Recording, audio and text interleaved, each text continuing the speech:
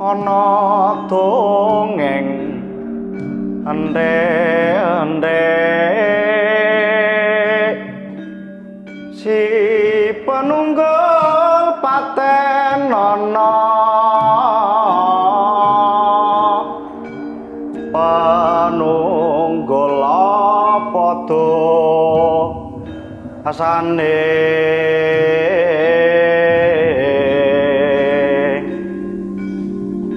dosa ngungkul sasama aja didakwalat lah ya bener kandamu lali sumber ketiwasan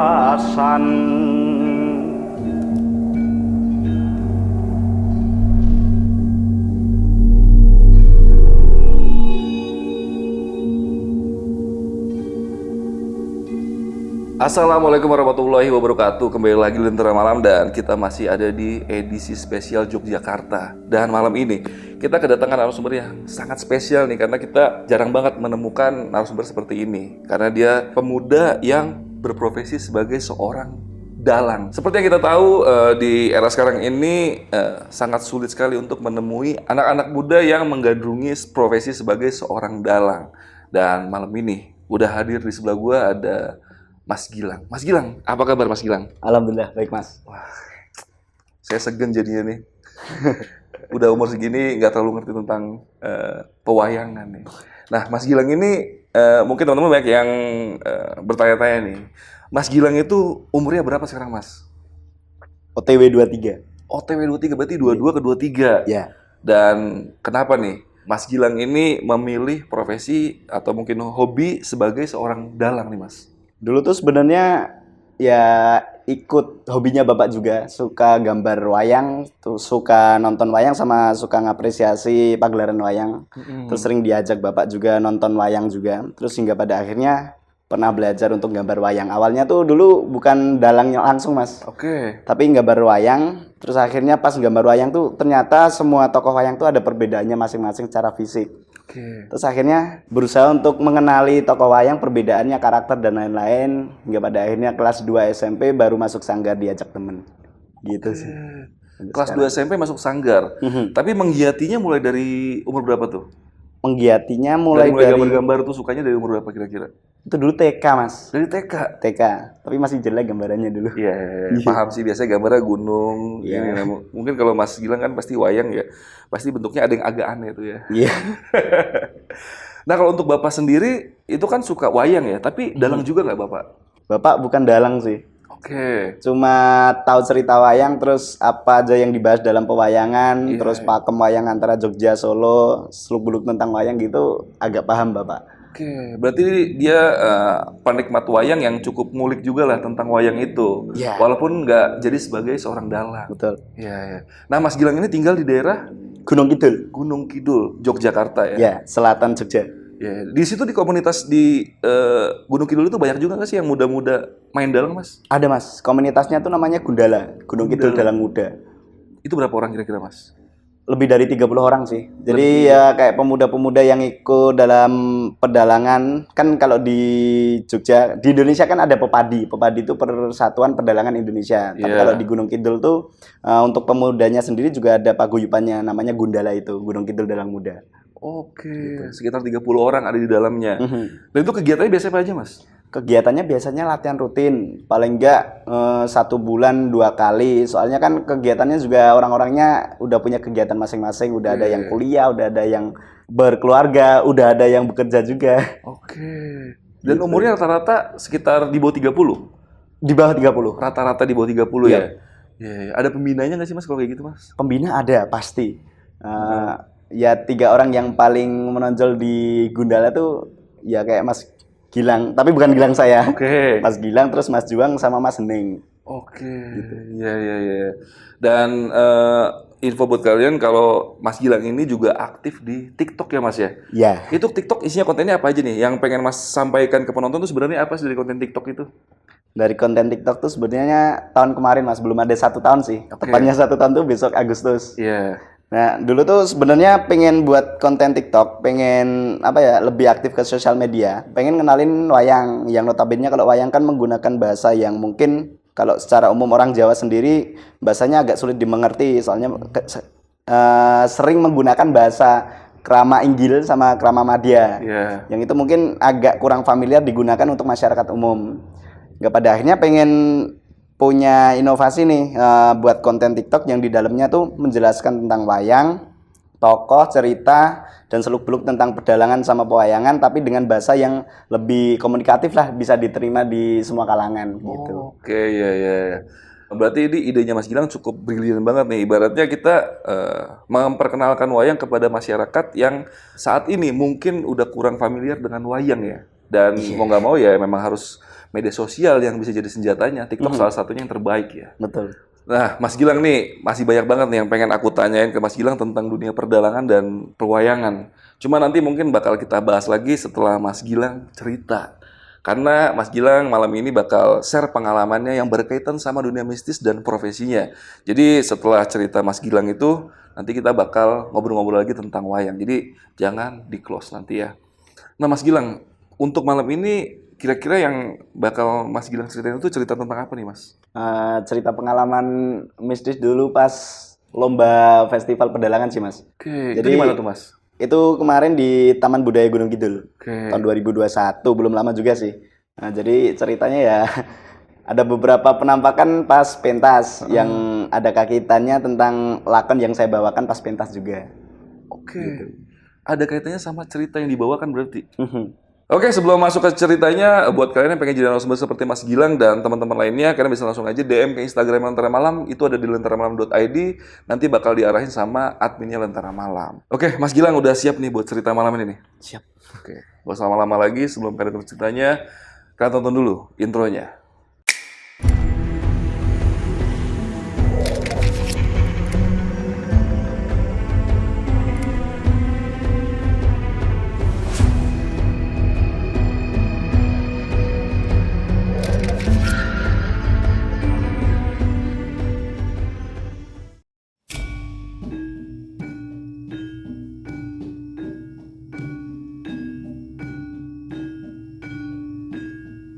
Dulu tuh 2021 sebenarnya tahun kesekian festival pedalangan anak dan remaja.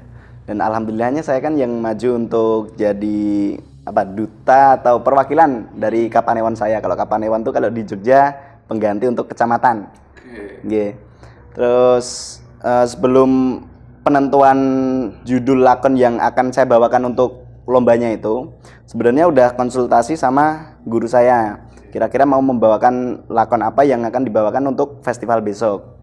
Nggak, pada akhirnya dapat tantangan dari guru. Kalau kamu membawakan lakon yang ada kaitannya tentang rubuhan gimana? Jadi rubuhan tuh adalah salah satu lakon yang cukup berat dibawakan oleh para dalang. Soalnya itu cerita yang ada kaitannya tentang Baratayuda juga, Mas. Baratayuda itu siapa tuh? Baratayuda tuh perang paling besar dalam pewayangan di scene Mahabharata. Oke. Jadi cuman acara tertentu saja yang bisa nanggap dengan lakon yang di dalamnya itu ada kaitannya tentang Mahabharata. Dan akhirnya dapat tantangan dari guru, kamu bisa enggak untuk membawakan lakon rubuhan ini, tapi sebenarnya bukan lakon rubuhannya yang jadi center, tapi lakon Banjaran Duryudana. Jadi kalau Banjaran itu menceritakan tentang awal lahirnya Duryudana sampai meninggalnya. Secara tidak langsung kan juga menceritakan pas gugurnya si Duryudana. Terus akhirnya latihan selama kurang lebih 3 kali pertemuan. Ya pada akhirnya pas mau pentas, aku dapat saran dari guru spiritual bahwasanya kalau kamu ingin membawakan lakon ini setidaknya laku prihatin. Terus laku prihatin yang aku lakuin puasa mutih pas hari H pentas. Jadi awal tuh sebelum berangkat menuju ke lokasi udah ada beberapa kendala. Seperti yang pertama tuh ada 2 tokoh wayang yang sebenarnya jauh-jauh hari udah disiapin, tapi ternyata ketinggalan. Dan di Hamin 30 menitan itu akhirnya bisa ngontak teman untuk bawain si tokoh wayang tersebut. Akhirnya bisa lancar. Terus akhirnya saya maju di nomor undian ke-11. Alhamdulillahnya nomor 11.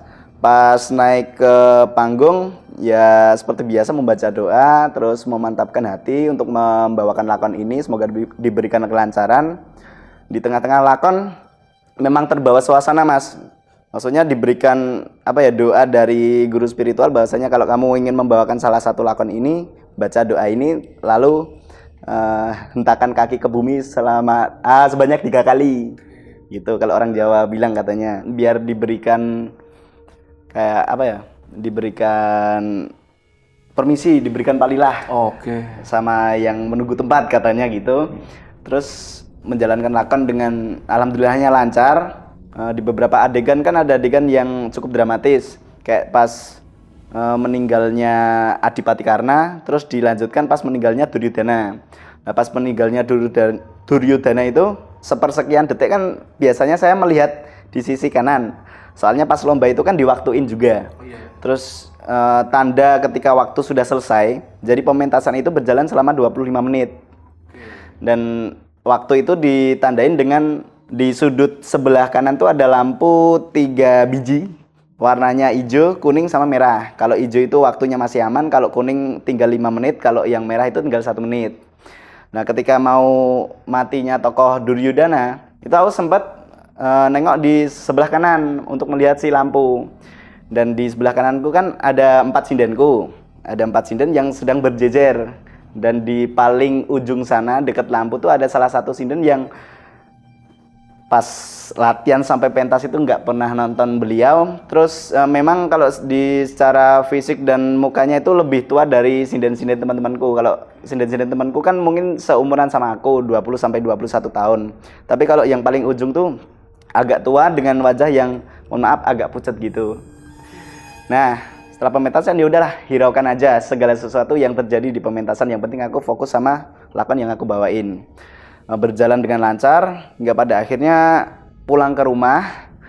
Di hari berikutnya itu hari pengumuman. Nah, ketika hari pengumuman sebenarnya teman-teman yang gamel pengrawit itu mau hadir semua untuk melihat pengumuman juga. Soalnya juga sudah ada harapan besar. Ini sih bisa 5 besar. Dan alhamdulillah mendapatkan 3 besar. Tapi teman-teman pengrawit itu tidak hadir semua. Ada 4 orang yang tidak hadir yang ternyata itu masuk UGD semua. Masuk UGD yang dikarenakan benar yang dikatain sama guru spiritualku bahwasanya yang wajib laku prihatin itu tidak hanya dalangnya doang, tapi teman-teman pengrawit juga harus laku prihatin. Tapi salah satu dari pengrawit yang masuk UGD itu sebenarnya juga ikut laku prihatin, Mas.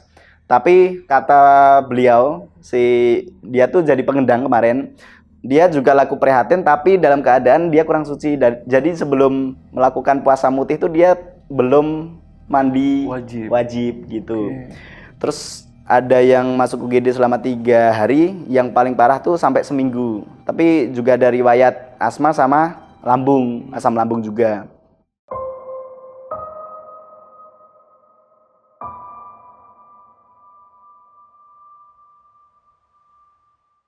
Nah, tadi kan kita sempat ngobrol di depan nih, Mas, bahwa Mas Gilang cerita di Instagram ada penampakan di salah satu acara pewayangan yang ada di daerah mana, Mas? Di daerah Kulon Progo. Kulon Progo. Itu gimana tuh, Mas, ceritanya, Mas?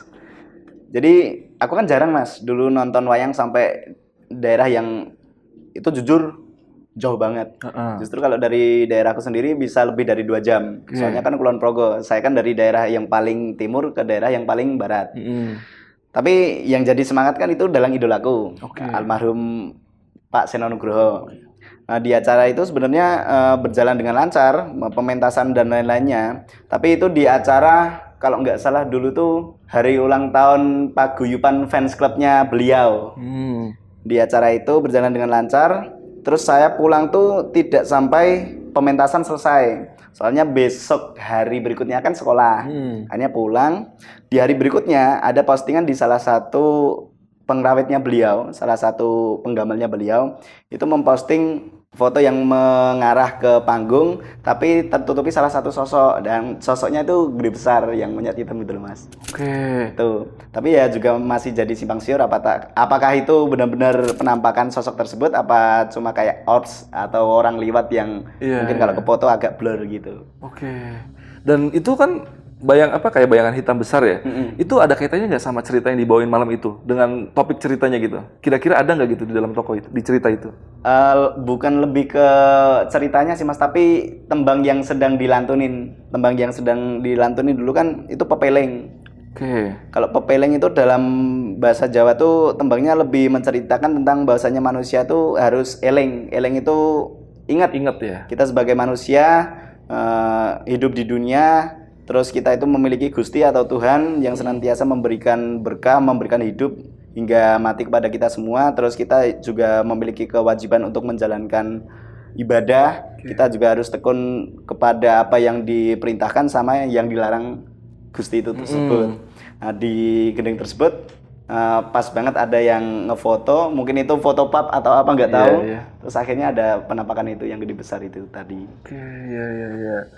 Nah, ini kan aku penasaran juga nih Mas Gilang. Acara-acara wayang itu nggak tahu cuman aku atau teman-teman juga ngerasain itu rasanya itu nggak jauh-jauh sama hal-hal yang berbau mistis ya. Kayaknya ya itu kan kayak sesuatu yang sakral atau sesuatu yang wah lah gitu.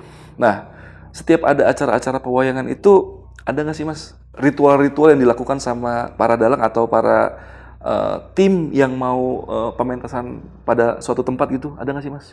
Kalau secara umum sendiri, kalau pagelaran wayang kulit kan karena sebuah pementasan tradisi adat budaya yang dari waktunya sendiri memang lebih panjang ketimbang pementasan kebudayaan yang lain. Kayak kalau tari-tarian kan paling maksimal nggak sampai 30 menit. Tapi kalau wayang kulit sendiri kan lebih dari 6 jam. Dimulai itu biasanya jam 9, terus kelarnya jam 4 atau sebelum subuh.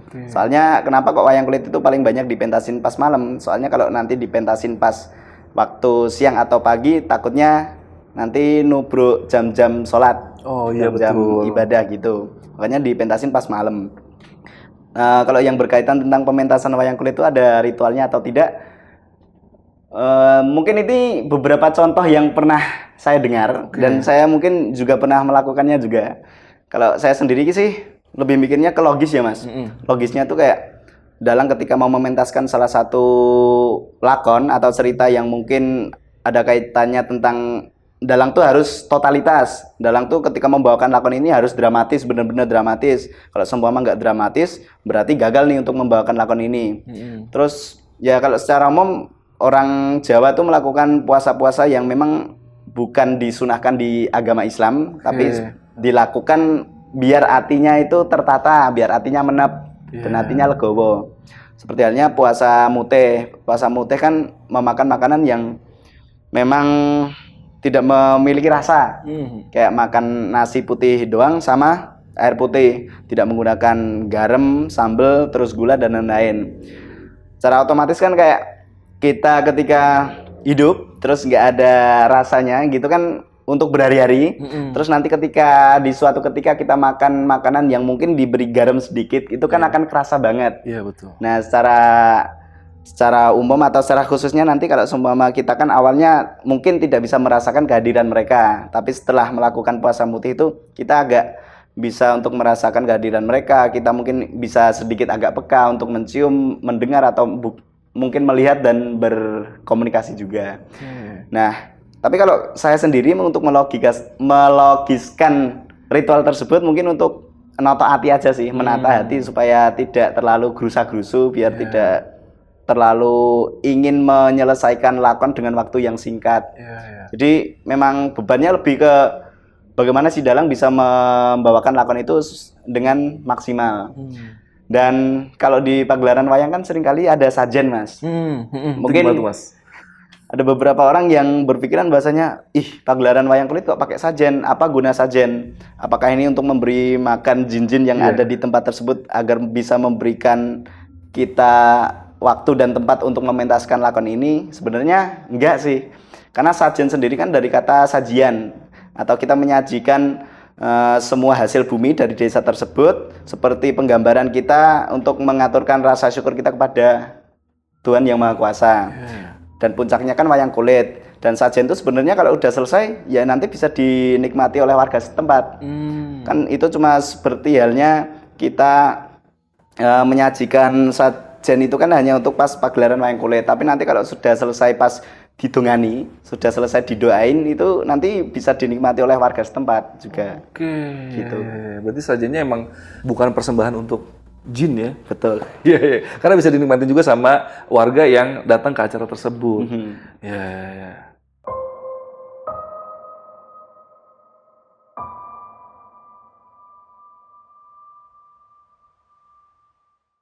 Nah, Mas Gilang, ada nggak sih cerita yang cukup unik nih selama Mas Gilang itu berkutatlah di dunia perdalangan gitu? Ada Mas. Dulu pentas masih di Gunung Kidul. Heeh. Daerahnya di daerah selatan.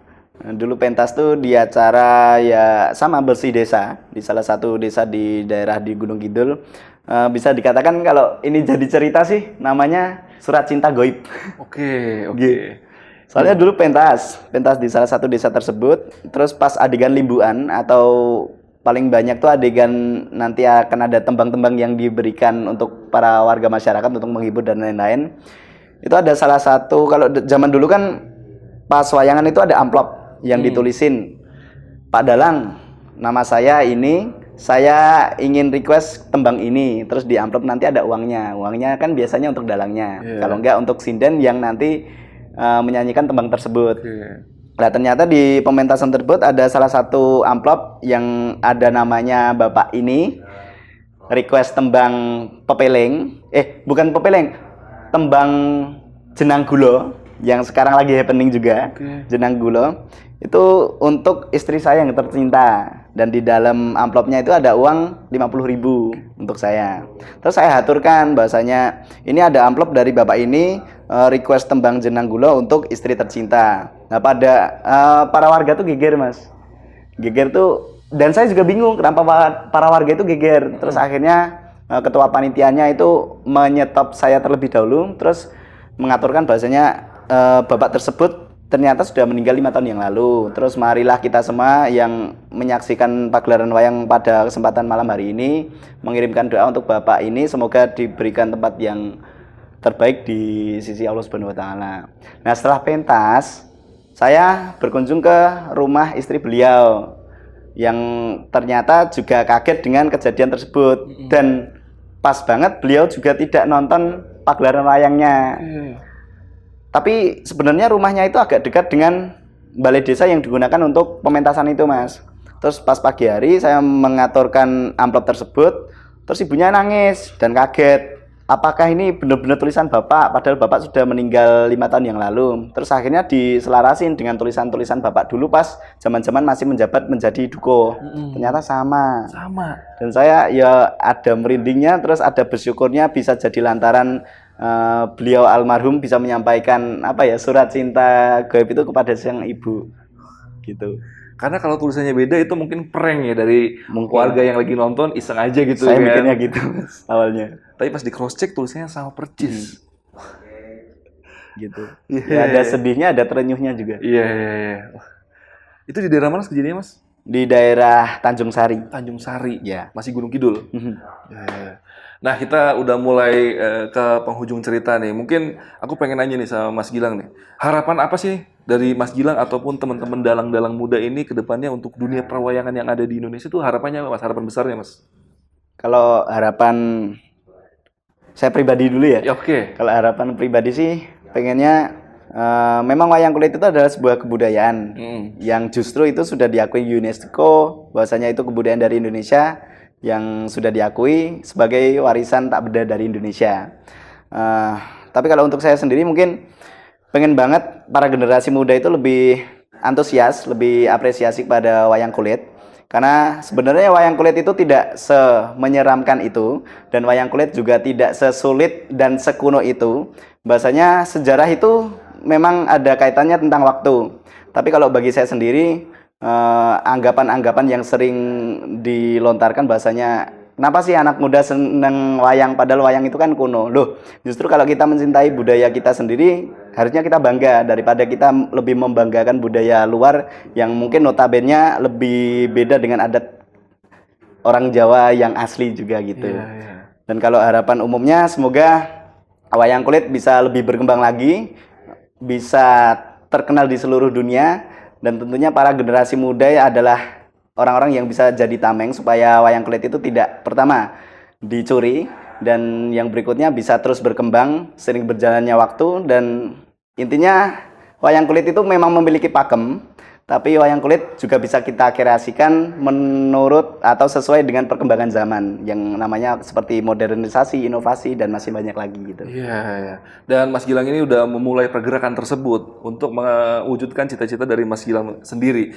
yaitu dengan salah satunya Mas Gilang ini rutin bikin konten di TikTok ya. Di TikTok. Nama TikToknya apa, Mas? Nama TikTok saya Kagilangan. Kagilangan. Iya. Nanti jangan lupa mampir, link gua taruh di deskripsi. Nah, kontennya biasanya apa ya tuh, Mas, yang Mas Gilang tampilin di TikTok itu, Mas?